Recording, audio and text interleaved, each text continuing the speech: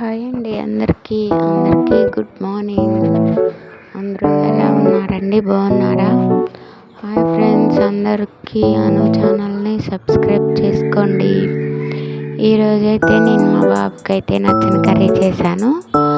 మా బాబు అయితే మమ్మీ నేను చపాతీ చేసుకుంటా, నేను ఆ కర్రీ తినను అంటాడు. ఎప్పుడు ఏది చేసినా నేను ఆ కర్రీ తినను అంటాడు. ఎప్పుడు చపాతీలు చేసుకొని తిందామా అని.